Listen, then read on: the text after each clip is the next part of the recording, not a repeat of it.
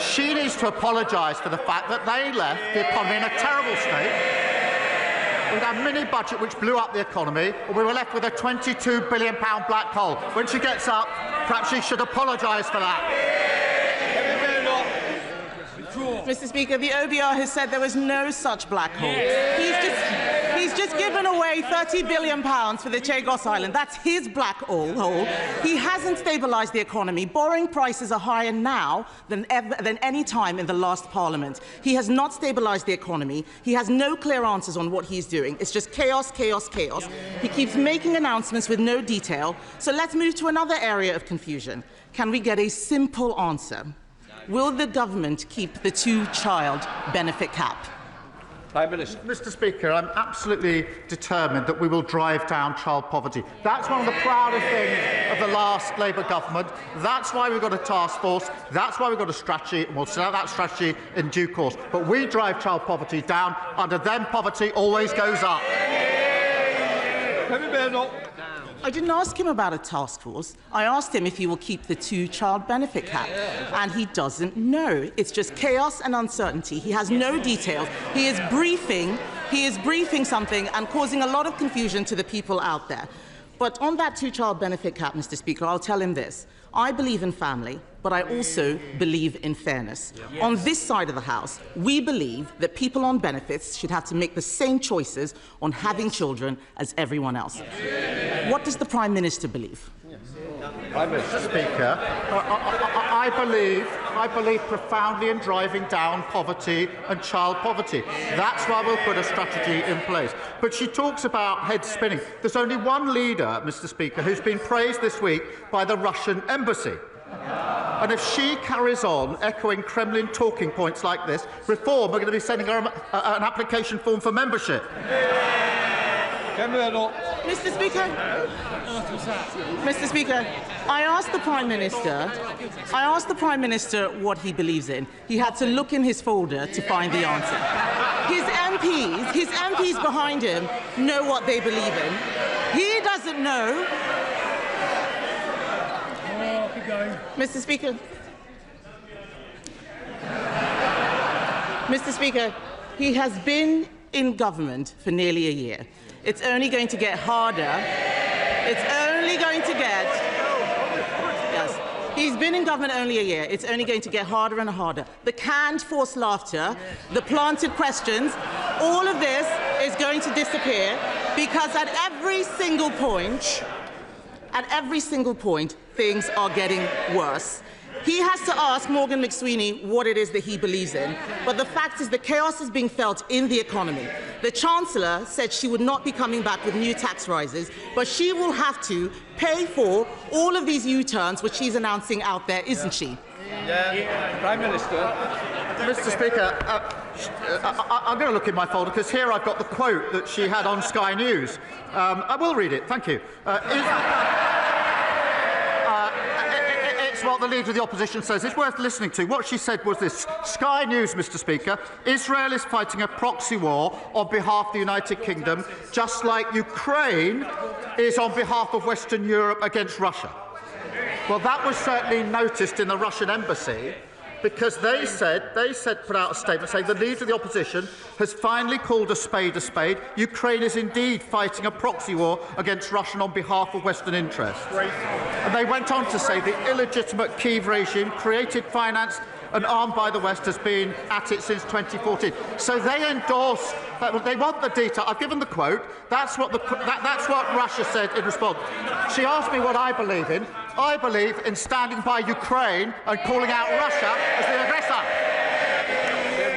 Mr. Speaker, it was our government that stood behind Ukraine and led the way in Europe. Everything he has said this afternoon is total nonsense, obfuscation, avoiding the question. He doesn't have any answers. It's disgraceful. I asked him, Mr. Speaker, about the two-child benefit cap. He's talking about the Kremlin. He's saying everything he can to distract from the mess he is making of our economy. The OECD, Speaker, the OECD has downgraded growth for the next 2 years. He can't rule out tax rises. The police chiefs are saying they don't have the money they need to keep the public safe. Just as he's releasing more criminals onto the streets. His cabinet are squabbling with each other. They've said that they've lost control of the borders, but he still managed, Mr. Speaker, to find £30 billion to give away the Chagos Islands. This is total and utter chaos. 2 weeks ago, he was crowing about his historic trade deal and how he got 0% tariffs on steel. Now the steel industry will face 25% tariffs unless he does exactly what President Trump tells him to. It is chaos, chaos, chaos. And isn't the root of the chaos, Mr. Speaker, that it is about this Prime Minister, his decisions and his judgment?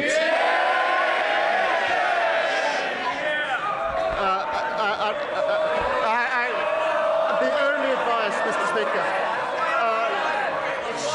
she gets up on a Wednesday morning, scrolls through social media, never does anything. We're the only country in the world that isn't paying the 50% tax on steel. And we're working in the US, and that will be coming down. We are working on it to bring it down to zero. That is going to happen. Order. Please. Let's listen to the answer, even if you don't believe you're getting one. It is how the Prime Minister wishes to. What did she opposes the US deal, she opposes the India deal, she opposes what we're doing with the EU, and she opposes Diego Garcia. That's a vital intelligence and strategic capability. Absolutely clear that legal uncertainty would compromise that capability in a very short time. No responsible Prime Minister would ever let that happen. We have secured the long-term basis for the base. That has been welcomed by, Mr. Speaker, welcomed by the US, NATO, Australia, New Zealand, India. They're our allies. It's been opposed by our adversaries, Russia, China and Iran. And into that column we have reform, presumably following Putin, and the Tories following reform.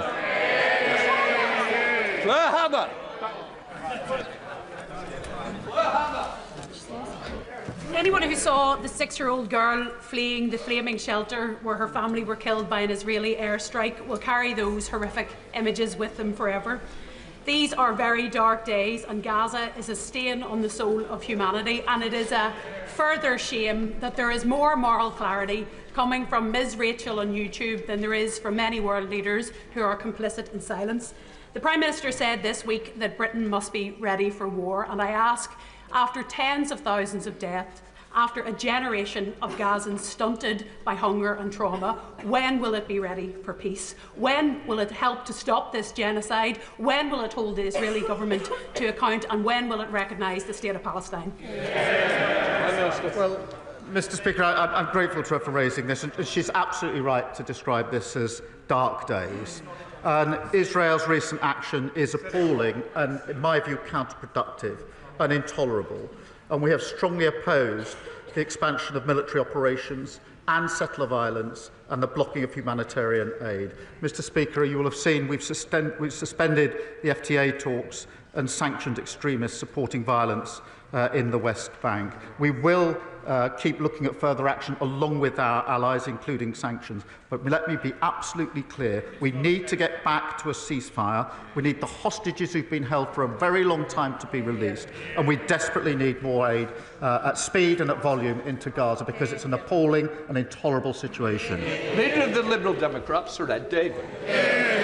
Thank you, Mr. Speaker. Can I start by welcoming reports that the Chancellor will give winter fuel payments to more pensioners this winter, though because we still wait the details, we will reserve our full judgment. But, Mr. Speaker, can I recognise the efforts of the Prime Minister to pull out all the stops to avoid President Trump's damaging tariffs? A letter from the King offering to water down online safety laws, even trying to send the Open to one of Trump's golf courses. The Prime Minister thought he'd secured 0% tariffs for British steel, but now Trump is threatening us with 50% unless we comply with his new 5-week deadline. Mr. Speaker, this is classic Trump, changing the terms of a deal he had already agreed. Does the Prime Minister share my fear that nothing will stop Trump messing the UK around, short of bunging a few £100 million into his Trump coin? Prime Minister. Mr. Speaker, We have a deal, and we're implementing it, and within a very short time, I'm very confident we will get those tariffs down in accordance with the deal. And I'll come back to him and update the House in due course, and I think the House will be very pleased at the outcome of that. But because of the approach... No, wait. This is zero tariffs on steel, and he says, no, they wouldn't. Well, let's come back to this in just a couple of weeks when we've implemented it. But they obviously don't want this. We've backed steel, Mr. Speaker, on this side of the House.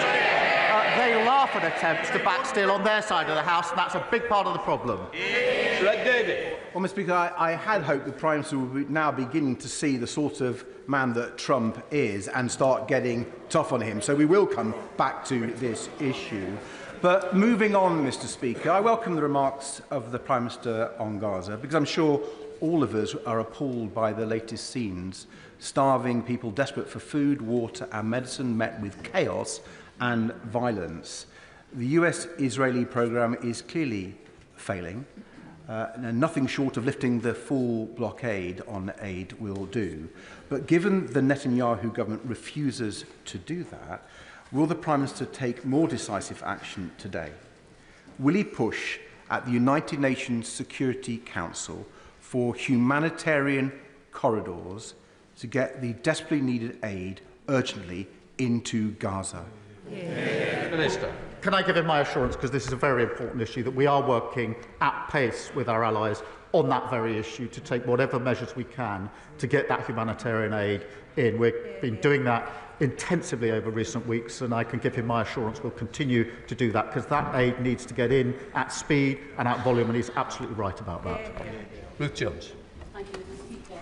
You know, over 2 decades since the Labour government banned the cruel practice of fur farming, but the job is not done. Real fur and fur products are still being imported into the UK.